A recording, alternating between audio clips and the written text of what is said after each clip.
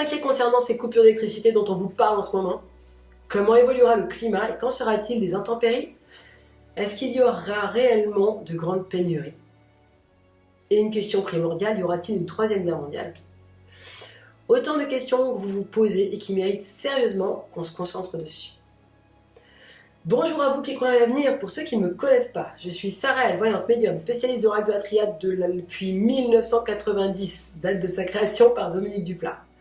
Parapsychologue, coach spirit et énergéticienne, depuis plus de 30 ans maintenant, et auteur du livre Le bonheur c'est maintenant. C'est un guide pratique, pas à pas, pour apprendre le bonheur. Et oui, le bonheur, ça s'apprend, afin d'améliorer votre vie facilement et rapidement. Je vous mets le lien en description si cela vous intéresse.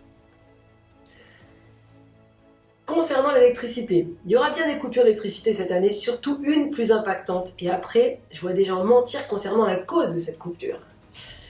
Et cela leur permettra d'ouvrir des portes pour faire des changements concernant le virtuel. Enfin, ils reprendront la main sur le virtuel.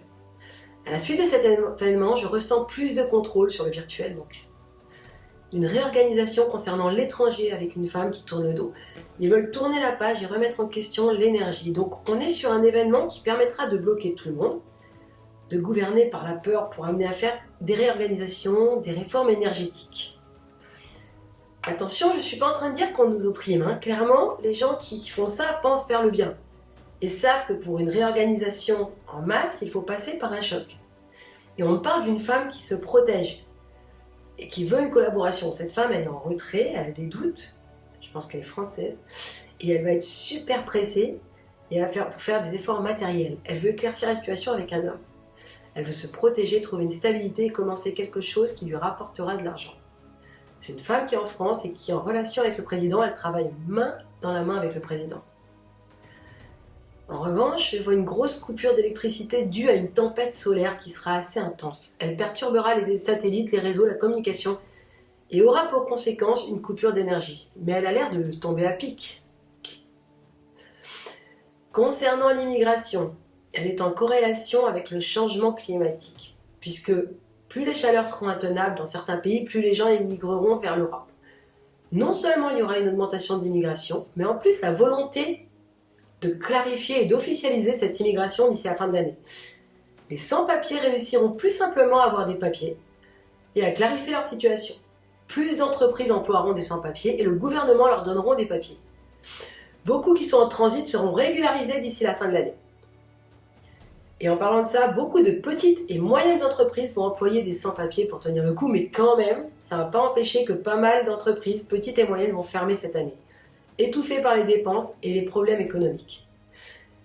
J'ai aussi un mouvement hors de France qui est venu. Si beaucoup de gens immigrent en France, je ressens un départ massif des personnes qui vont quitter la France parce qu'ils en auront marre, et même des entreprises qui vont se délocaliser hors de France parce qu'elles sont étouffées en France par les taxes et la comptabilité et tout ce qui va avec. Donc fermeture de petites et moyennes entreprises en rafale et délocalisation d'autres entreprises. Concernant le réchauffement climatique, il y aura une accélération en 2023. Je vois un groupe de gens qui vont être très pressés de trouver une solution. Comme si que ça tombait du ciel. Vous savez, quand tout à coup un réchauffement climatique vous tombe dessus.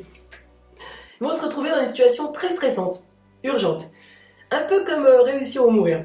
Puis ils vont réorganiser et ouvrir des portes pour inverser la tendance. Ils vont devoir être radicaux dans leur choix, d'arrêter certaines énergies afin de sauver la vie sur Terre.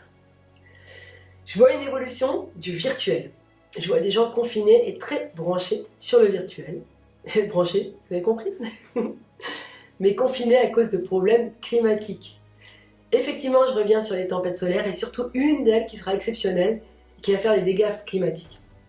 Un climat de plus en plus radical qui passe de sécheresse à inondation, de chaleur extrême à froid. Donc cela engendrera des incendies, des tremblements de terre qui vont être très virulents.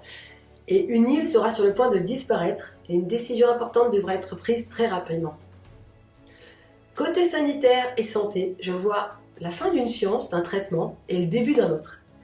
Suite à la disparition soudaine d'une femme, une polémique sera ouverte et on tournera la page sur un traitement. Et un nouveau traitement verra le jour. Concernant les enfants, il y aura des problèmes concernant les enfants, il va y avoir un nouveau traitement. Je ressens le sentiment d'urgence de trouver un traitement pour eux. C'est pas forcément une nouvelle maladie, mais une maladie qui est en sourdine, qui va apparaître ou qui va revenir. Et qui sortira au grand jour. Et il y aura aussi une grande avancée concernant un traitement d'une MST, le début d'un traitement plus concret. Quant au climat social, des sorties dans les rues en colère, des manifestations, des gens qui penseront que nos dirigeants nous mentent et décideront de réagir. Par conséquent, des manifestations et des mouvements de foule avec des répercussions importantes. Par contre, je sens des confinements pour des raisons fictives, alors qu'en fait, ce sera pour éviter les manifs, les mouvements de foule, pour permettre aux dirigeants de se concentrer sur d'autres sujets. Au sujet des pénuries, il y aura des difficultés pour certains produits d'être livrés de l'étranger. Donc des pénuries, oui, mais ce sera probablement le meilleur moment de se fournir chez les producteurs locaux. Le vrai message de cette histoire de pénurie, c'est qu'il faut vraiment réorganiser notre façon de dépenser. Peut-être dépenser moins, mais mieux.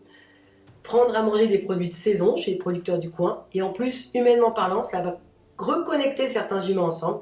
Donc c'est aussi une très belle aventure humaine. C'est sûrement la meilleure leçon à tirer de tout ça, se reconnecter à la Terre et à l'humain, et à l'être vivant en général pour vivre mieux. Concernant les conflits, allons-nous vers une troisième guerre mondiale? Alors vu la situation, certains disent que nous sommes déjà en troisième guerre mondiale. C'est vrai que ça pète sur tous les continents en ce moment. Et concernant l'année 2023, effectivement la guerre continue. Et elle va faire encore plus de ravages. Et ça dans tous les continents.